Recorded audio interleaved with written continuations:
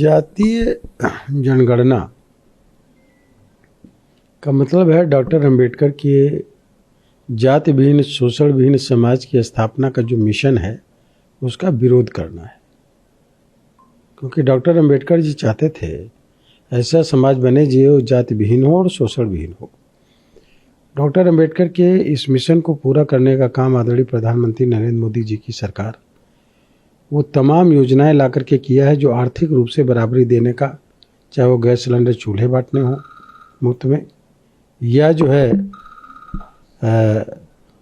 Ujjwala gas योजना हो, या इसके अलावा जो 80 करोड़ लोगों को मुफ्त में राशन है,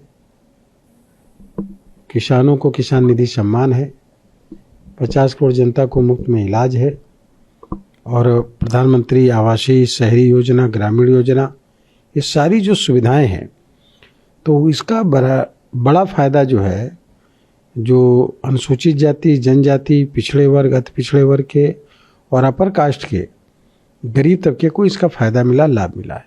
यानी डॉक्टर अंबेडकर के मिशन को पूरा करने का काम ये किया। डॉक्टर अंबेडकर जी चाहते थे कि जाति विहीन समाज बने।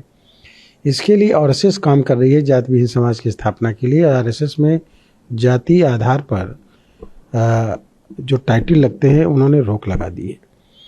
अब ये जातीय आधार पे जो जनगणना हो रही है इसका वास्तव में किसी को कोई बेनिफिट मिलेगा क्या? केवल लोग यही तो जानेंगे कि इतने लोग ये हैं, इतने लोग ये हैं, इतने लोग इस समाज के हैं, इतने लोग इस जाति के हैं। इससे उनको लाभ क्या मिलेगा? तो मैं साफ तौर पे कह रहा हूँ कि पहले इंसान को इंसान बनना ज़रूरी है।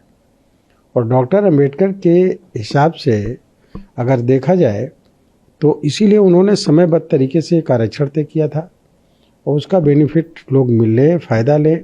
आज इतना ज़्यादा लोग आगे बढ़ चुके हैं, पढ़ाई में, लिखाई में, हर चीज़ क्षेत्रों में आगे बढ़ चुके हैं कि अब राष्ट्र के निर्माण में, विकसित भारत यानी विकसित परिवार बनाने में, आत्मनिर्भर परिवार बनाने में लोगों को एकजुट होना चाहिए। कैसे बनेगा? और इसके लिए राष्ट्र के निर्माण के लिए ये विकसित परिवार और आत्मनिर्भर परिवार बनाना जरूरी है, जिसके लिए प्रधानमंत्री जी ने सारी योजनाएं बना करके तैयार की है।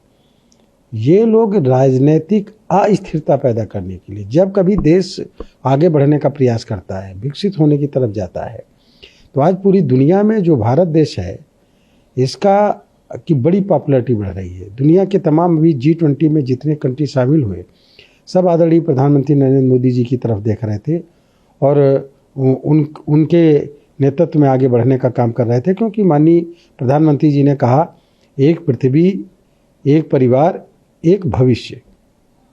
ये जब हम तय करेंगे तो हम जातिवाद से काम नहीं कर पाएंगे या पर्टिकुलर किसी धर्म को लेकर के, रिलीजन को लेकर के नहीं कर पाएंगे। पूरे दुनिया को लेकर के चलना है। उसमें आज भारत अग्रणी भूमिका निभाने का काम कर रहा है। इसलिए ऐसी स्थिति जब आ जाती है, जब हमारा देश एक राजनीतिक रूप से, आर्थिक रूप से विकसित होने की तरफ जा रहा है, 2047 तक विकसित भारत बनेगा, ऐसे समय पर इस तरह की गणनाएं, जातिवादी गणनाएं कराना, जनगणना कराना राजनीतिक अस्थिरता पैदा करने की एक कॉन्स्पिरेसी है।